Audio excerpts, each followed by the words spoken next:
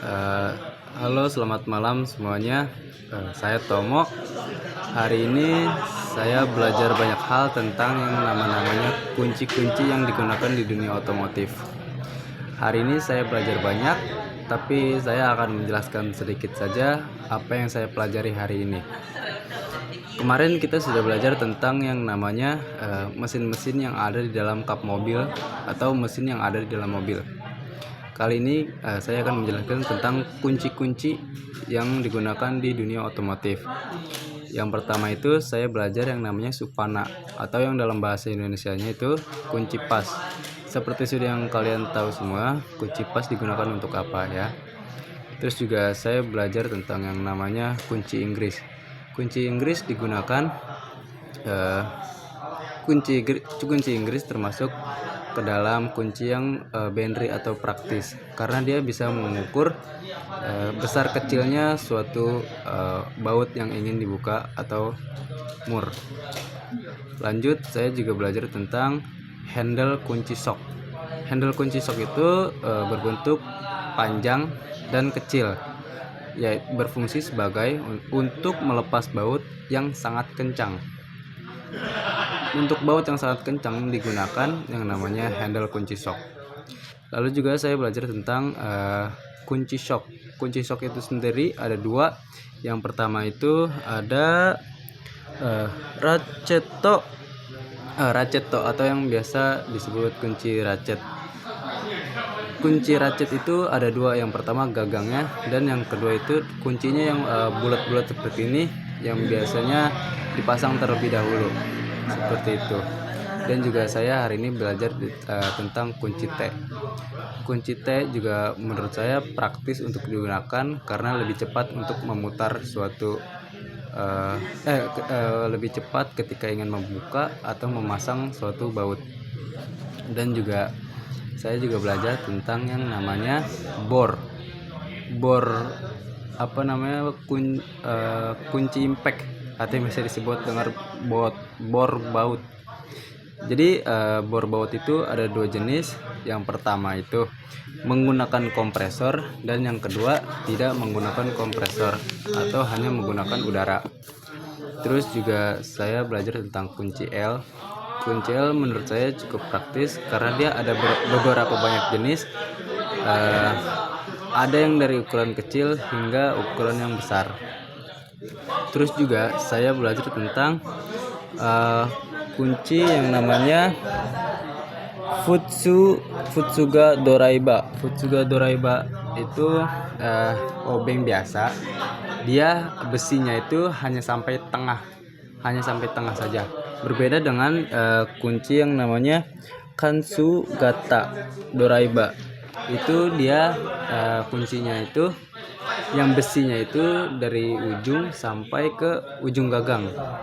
Itu lebih berguna saat kita ingin membuka baut. Dengan cara digetok, baut itu akan terbuka dengan sendirinya atau membantu membuka dengan tekanan tersebut. Terus juga saya belajar tentang obeng pendek. Obeng pendek yang sekiranya ukurannya segini, itu dia sama seperti obeng biasanya, digunakan untuk di tempat-tempat yang kecil atau semai tokoro dalam bahasa Jepang. Terus juga saya belajar tentang beraneka macam jenis palu. Ada yang dari palu besi, palu tangan, palu kayu, palu karet, dan juga palu pemeriksaan atau mengecek dengan suara. Semua itu saya pelajari. Untuk yang palu tembaga, dia memukul tanpa merusak bagian logamnya. Jadi digunakan untuk memukul tanpa merusak bagian logam, menghindari yang namanya percikan api. Ketika besi ketemu dengan besi, ketika ada hentakan atau apa, akan memunculkan api, seperti itu. Jadi palu tersebut digunakan untuk hal seperti itu. Terus juga saya juga belajar banyak tentang yang namanya tang. Tang itu ada banyak juga jenis modelnya. Ada tang serbaguna, tang kombinasi, dan tang penjepit atau pemotong. Untuk tang kombinasi itu sendiri, dia di ujungnya ada bergerigi dan di tengahnya bisa untuk memotong seperti itu. Kenapa yang dinamakan dengan kombinasi seperti itu?